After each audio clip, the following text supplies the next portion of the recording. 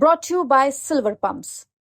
Top quality और consistent performance के लिए सिर्फ सिल्वर पंप नाम याद रखना। महाराष्ट्राच्या कानाकोपऱ्यातील प्रवाशांना घरी सुखरूप पोहोचवणारे एसटीचं चाक सध्या खड्ड्यात रुतलंय। एसटी कर्मचाऱ्यांचे पगार वेळेवर होत नसल्यानं कुटुंबाचा गाडा चालवणं मुश्किल झालंय। मुलांचं शिक्षण थांबलंय, लग्नात विघ्न येतंय, पावसाळ्यात घर गळतंय, उपाशी पोटीत शेकडो किलोमीटरचा प्रवास तर रोजचाच। अशा एक ना एक अनेक अडचणींचा सामना एसटी कर्मचाऱ्यांना करावा लागतोय। पण ही वेळ का आली आहे? एसटी महामंडळ डबघाईला का आलंय? कुणाच्या चुकीमुळे एसटीसह कर्मचाऱ्यांच्या पीएफ आणि वेतनाचा प्रश्न उभा राहिलाय?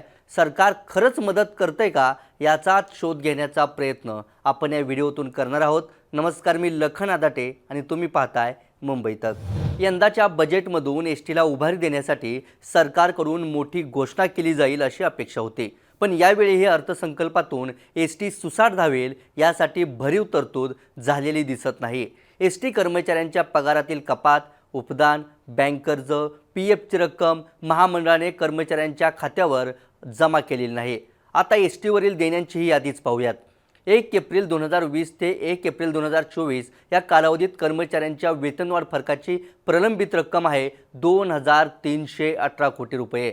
थकीत महागाई भत्ता 150 कोटी, भविष्य निर्वाह निधी म्हणजेच पीएफ 1100 कोटी, उपदान 1150 कोटी, एसटी बँक 150 कोटी, LIC 10 कोटी, रजा रोखीकरण 60 कोटी, वैद्यकीय प्रतिपूर्ती 10 कोटी, डिझेल 100 कोटी, भांडार देणी 80 कोटी, पुरवठादार कंपनी 50 कोटी, अपघात सहाय्य निधी 3 कोटी असे 5 ते 7 हजार कोटींहून अधिकची रक्कम थकीत असल्याचा दावा एसटी कर्मचारी काँग्रेसचे सरचिटणीस श्रीरंग बर्गे यांनी केला आहे।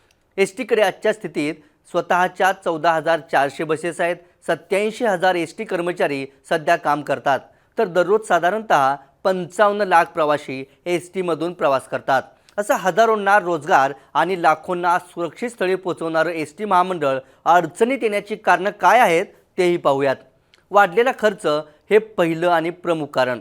गेल्या काही वर्षात महामंडळाचा खर्च मोठ्या प्रमाणात वाढला आहे। एसटीचे सुट्टे पार्ट महाग झाल्याने मेंटेनन्सचा खर्च वाढला आहे। प्रवासी कर 7% भरावा लागतोय, त्यामुळे एसटीला कुठलीच कर आकारणी नसावी अशी मागणीही केली जाते। सध्या महामंडळाला दररोज जे उत्पन्न मिळते ते वाढलेल्या खर्चासमोर अपुरं आहे। एका बाजूला उत्पन्न घटत असताना दुसऱ्या बाजूला उत्पन्नाचा कोणताही दुसरा सोर्स नाही। मासिक उत्पन्न आणि खर्चाचं गणित जुळत नाही। एसटीच्या उत्पन्नापेक्षा खर्च अधिक आहे। एसटीला दिवसाला साधारणतः 3 कोटी रुपयांचं नुकसान होतंय याची कबुली देत परिवहन मंत्री सरनाईकांनी या कारणावर शिक्कामोर्तब केलंय। सवलतींची वाढलेली संख्या हे दुसरं कारण। एसटीमधून सवलतीनं प्रवास करणाऱ्या प्रवाशांची संख्या लाखोंची आहे। एसटीमध्ये 12 वर्षापर्यंतच्या मुलांना, महिलांना आणि ज्येष्ठांना विशेष सवलत दिली जाते। याशिवाय विद्यार्थी आणि नोकरदारांचे मासिक पास, दिव्यांग आणि विविध आजारांनी ग्रासलेले रुग्ण अशा प्रवाशांनाही सवलती दिल्या जातात। या विशेष सवलतींमुळे प्रवासी वाढल्याचा दावा सरकारकडून केला जातो, पण त्यामुळे सवलतींची रक्कमही वाढली आहे। एसटीतून जी महिला आणि वृद्धांना सवलत दिली जाते त्याची रक्कमही सरकारकडून वेळोवेळी पूर्णपणे दिली जात नाही।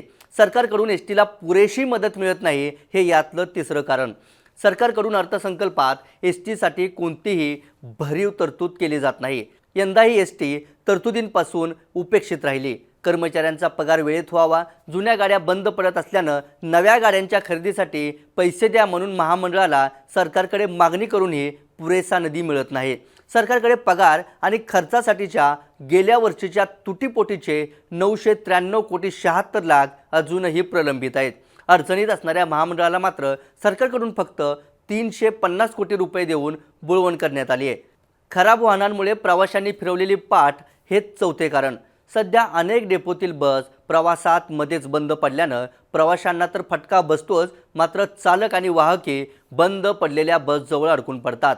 दूरच्या प्रवाशांना मध्येच अडकून पडावे लागते, त्यामुळे अनेक प्रवासी सध्या ट्रॅव्हल्सचा पर्याय निवडतात। परिवहन मंत्र्यांनी नव्या बस खरेदीसाठी घोषणा केली आहे, मात्र 5000 बस खरेदीसाठी किमान 2000 कोटींची गरज होती। अजित पवारांनी सादर केलेल्या बजेटमध्ये मात्र याबाबत स्पष्टता दिसून येत नाही।